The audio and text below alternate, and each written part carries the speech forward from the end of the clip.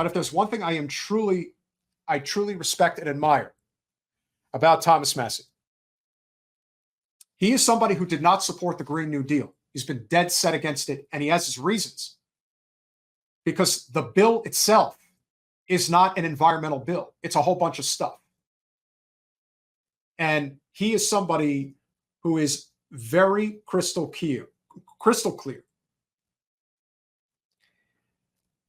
that if you're going to do this, you have to, without question, understand what it means to live environmentally clean. He is somebody who lives off the grid. And that's where we're going to end the clip of this interview with Tucker Carlson.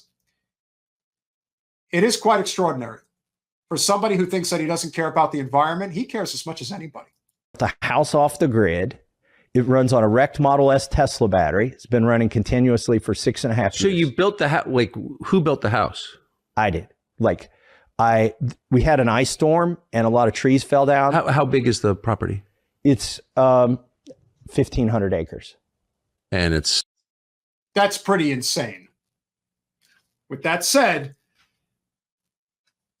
Massie obviously has done very well for himself. But however, 1,500 acres in Northeast Kentucky. If I remember correctly, and I could be wrong, but I believe that Massie lives in represents the most rural district in the United States. An ice storm and a lot of trees fell down. How big is the property? It's 1,500 acres.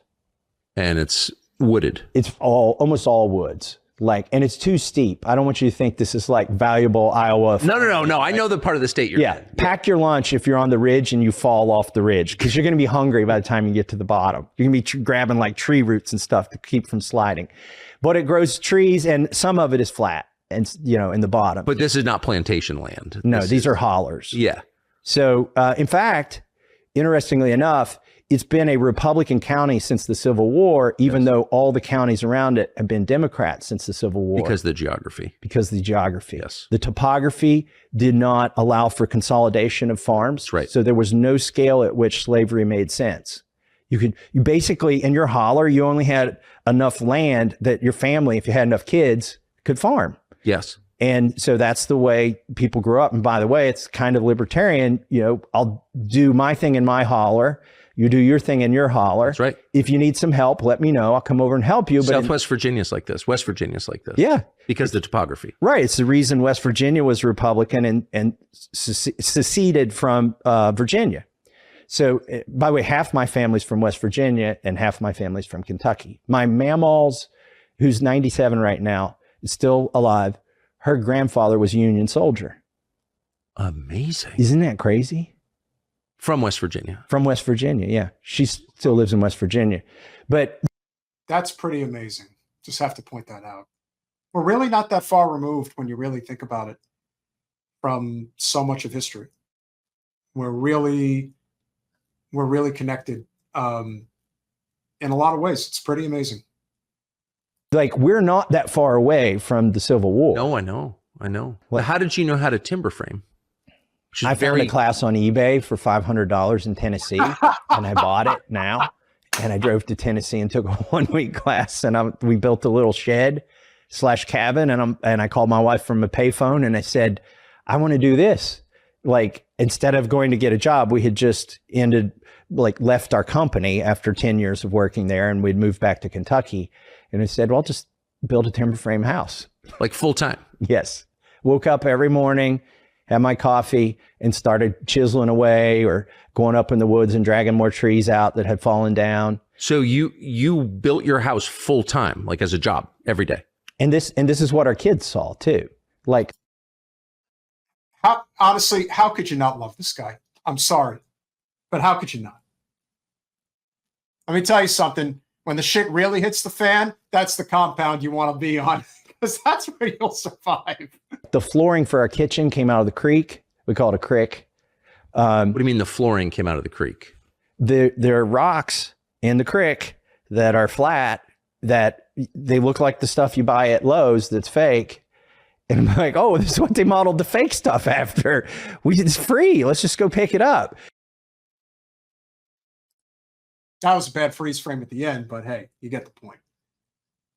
He is the best representative in the GOP. I don't think it's close. And I believe, listen, there's heavy talk of him running for president in 28. What I do believe, I think Thomas Massie's message is extremely important. I hope it gets out there, because there is a overwhelmingly significant portion of this country that will never touch the Democratic Party, and I don't blame them. But what I do believe is that there is the right type of conservatism that makes sense. This is the right type of conservatism. Thomas Massie represents that in many ways. And so by that measure, I think, number one, as I said, you hear me now, quote me later, I do believe he is going to take over in the United States Senate for Mitch McConnell in the next election cycle. I want to say, I believe his election is in 26.